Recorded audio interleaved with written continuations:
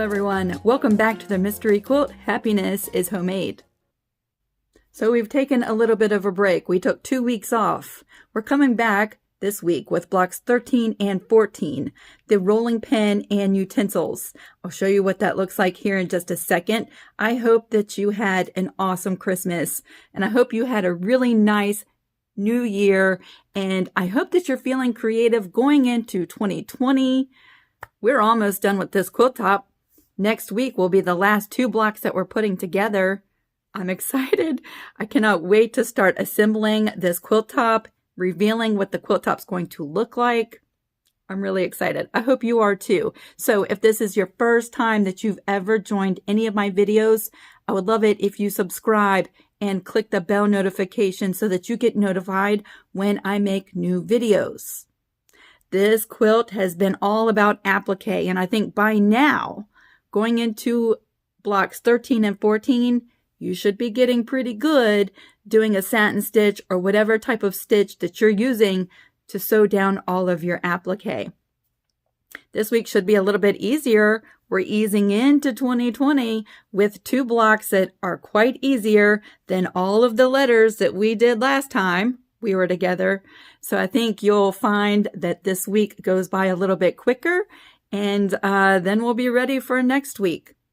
So let me go ahead and bring you down. We're going to take a look at these 2 blocks and get started for this. Here we are with the patterns for blocks 13 and 14.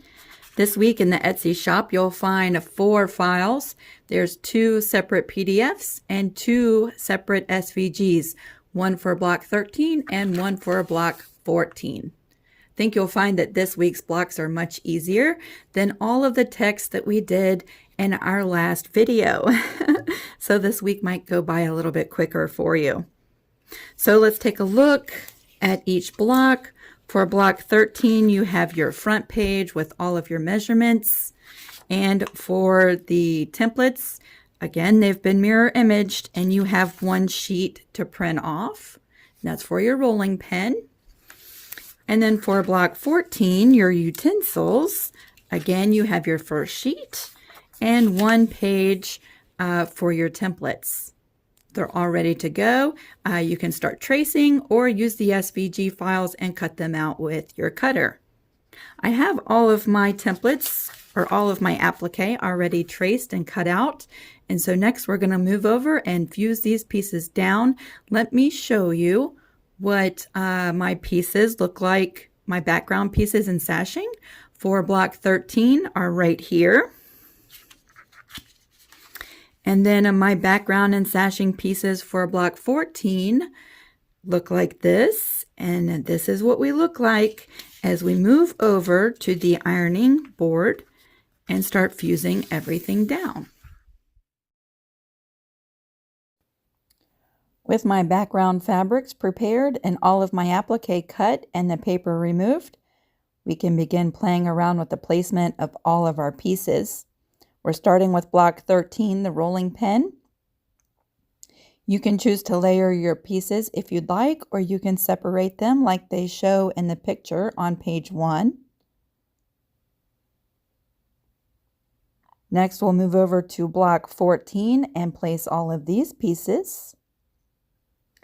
On these appliques, I'm not measuring anything out. I'm just eyeballing all of the placement and then fusing them down.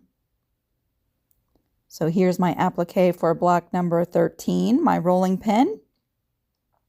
And then we'll bring over block number 14 and show you those pieces fused. And then we're ready to move over to the sewing machine. For block 13, I've decided I was going to go ahead and do a satin stitch around all of my applique. I'm starting with the applique that's fused on the very bottom, the lowest applique piece of all of my layers. Bring you along and speed things up as we move along the biggest part of the applique for this piece.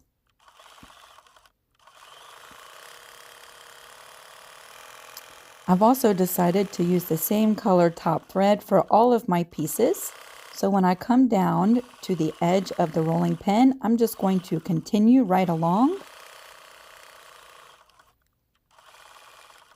With these curves, if you're totally new to applique, when we turn our fabric to the right, we're stopping with our needle in the right position in the background fabric next to the applique.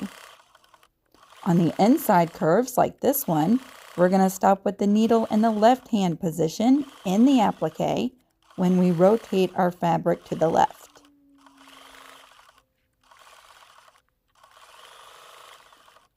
Working our way around this brown piece of fabric, we're going to stitch right over top of where we started, and that'll finish that off nicely.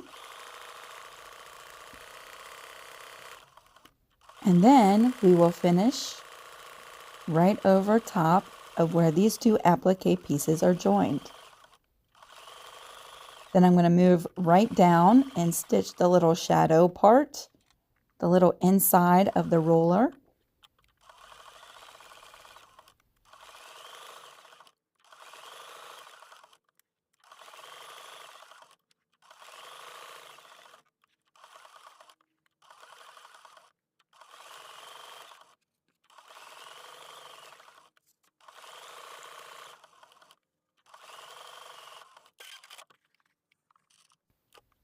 Once that's done, I'm going to move right over to this handle and continue my satin stitch all the way around.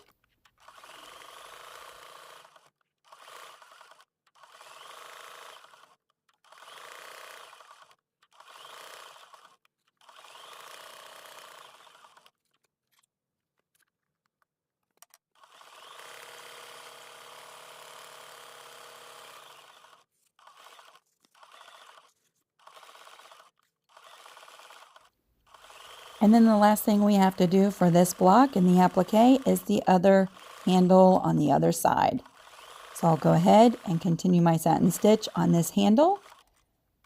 Then we'll be done with this block and we'll move over to block 14.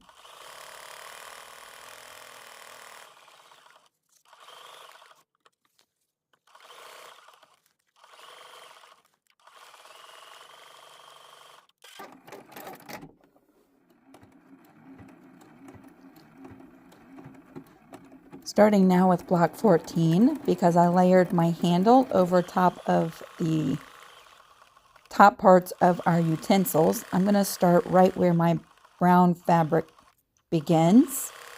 I'm going to work all the way around the outer edge portion of this top piece of applique. Now I do think that doing a satin stitch with all of these thin little spokes on our spatula could be a little confusing, especially if you're new. I've decided to use a satin stitch so that I could show you that it's absolutely doable. However, I think if you use a thinner and less wide applique stitch, that you'll have an easier time. I do think if you left it with a raw edge and did a straight stitch or a free motion stitch around all of those thinner parts of the top part of the spatula, that you'd have an easier time. We're going to continue on with the handle all the way around. And once we're done with that, we're going to stitch out the little circle at the bottom of the handle. If you're completely new and you don't want to mess with that little circle, you could cut your handle out as one solid piece, and then you don't have to stitch the little circle that I'm doing now.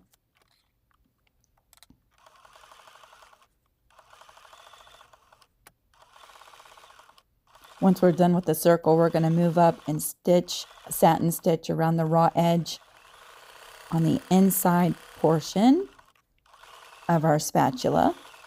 And at this point, I have reduced the width of my satin stitch as I begin, and I'll keep that width through each one of these oval inside shapes of the top of the spatula.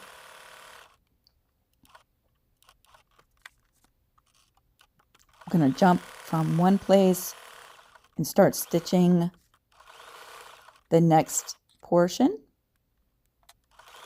And I'll continue to do this all the way through. And once I'm done, I'm going to return the width that I used for the outer edge of this applique going to go back to those settings and then stitch out the other 2 utensils, which will be much easier. I wanted to start with the hardest one on block 14, and once you get done with this one, the other 2 are going to be a breeze.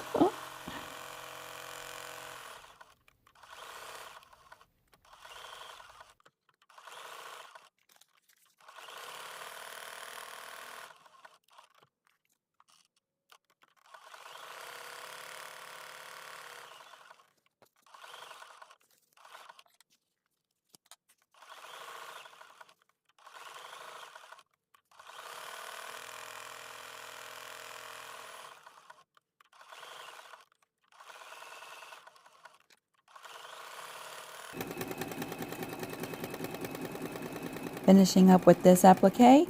Now I'm going to go ahead and off camera stitch out my other 2. And then we're going to take a look at these blocks all stitched out. Here are my utensils for this block with the satin stitch all done. So let's go add some sashing to block 13. You'll add your sashing to the right first, press and trim, and then you will add the bottom sashing and press and trim that. And this is our finished block 13. For block 14, you'll add your sashing to the bottom, press and trim, and then your left side sashing, press and trim, and this is our finished block number 14. So here we are at the end of doing blocks 13 and 14, and I definitely think that these 2 blocks were way easier than the last time that we were together. So yes, breaking you back in the new year, nice and easy. Cannot wait till next week. Let's go ahead and take a look at all of my blocks up on the design wall right here. I think this is fantastic. I think this quilt is perfect for a beginner wanting to learn how to do applique. It definitely breaks you in because we're doing lots and lots of applique, and this is all raw edge applique. And yes, I am loving it so far. Next week, we'll be doing blocks 13, 14, 15, and 16, the last 2 blocks. If you want to share your progress, here's an email where you can send me pictures. I'll include them in an upcoming video for this quilt. And if this is the first video that you've watched in this series and you want to learn more, there's a playlist in the description box. You can check that out. It brings you to the very first beginning video in this series, and it brings you all the way up until where we are today. So I hope that you have fun. Enjoy these 2 blocks. If you have any questions, I'd love to hear from you down in the comment section. And if you could please like, comment, and share on my video, that would be awesome. Thank you so much. All right, I'm off to prepare my blocks for next week. Until I see you next Friday. Have a great week and have fun creating. Bye, everybody.